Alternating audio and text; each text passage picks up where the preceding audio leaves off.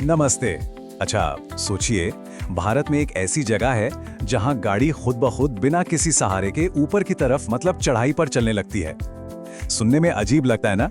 जी हाँ, बिल्कुल सही सुना, ऊपर की तरफ। तो चलिए आज इसी दिलचस्प पहेली की तह तक चलते हैं।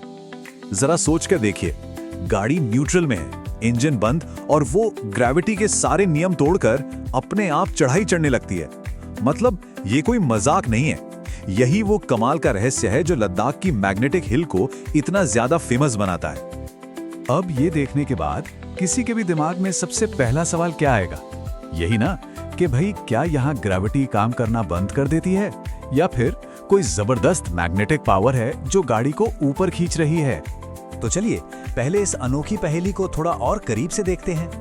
लद्दाख की मैग्नेटिक हिल पर होता ये है कि जो भी टूरिस्ट वहां जाते हैं वो अपनी गाड़ियों को न्यूट्रल में खड़ा करते हैं और फिर बस हैरानी से देखते रह जाते हैं क्योंकि गाड़ी धीरे धीरे ऊपर की ओर लुढ़कने लगती है। तो अब सवाल उठता है कि आखिर इस घटना के पीछे का राज क्या है? क्या ये कोई जादू है या कुछ और? चलिए देखते हैं कि लोग क्या क्या मानते हैं और असली सच्चाई क्या है।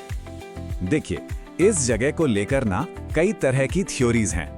कुछ लोगों का तो ये मानना है कि यहाँ धरती का मैग्नेटिक पुल मतलब चुंबकीय खिंचाव इतना ज्यादा तेज है कि वो गाड़ियों को खींचता है। कुछ लोग इसे एंटी ग्रेविटी पॉइंट भी कहते हैं। और हाँ, कुछ तो ये भी मानते हैं कि यहाँ कोई सुपरनैचुरल पावर, कोई अलौकिक शक्ति काम कर रही है। लेकिन जो असली सच है ना, वो इन सारी कहानियों से कहीं ज्यादा मजेदार और सच कहूं तो और भी ज्यादा हैरान कर देने वाला है। तो अब पर्दा उठाते हैं इस राज से। ये सब है नजरों का धोखा। जी हाँ, इस पूरी पहेली का जवाब साइंस में छुपा है। चलिए समझते हैं कि आखिर ये धोखा होता कैसे है। तो बात सीधी सी है, मैग्नेटिक हिल पर ग्रेविटी बिल्कुल ठीक ठाक काम करती है। इसका असली कारण है एक ऑप्टिकल इल्यूजन। आसान भाषा में कहें तो नजरों का धोखा। असल में वहां का जो पूरा लैंडस्केप है ना, वो कुछ ऐसा बना हुआ है कि हमारी आंखें और दिमाग दोनों ही कंफ्यूज हो जाते हैं।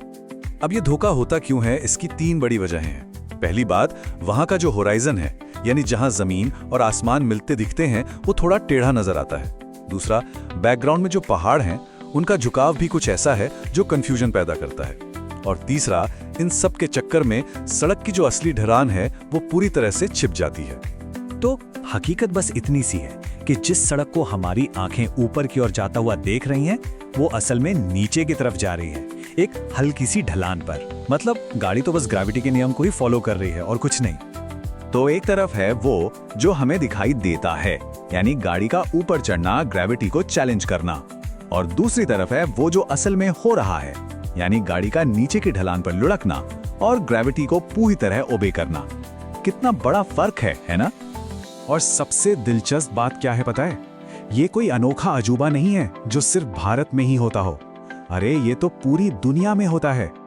भारत का मैग्नेटिक हिल तो इतना फेमस है कि लोग ये तक कहते हैं कि एयरफोर्स के प्लेन भी जब इसके ऊपर से उड़ते हैं तो पहाड़ी की तरफ खिंचते हुए या झुकते हुए दिखते हैं।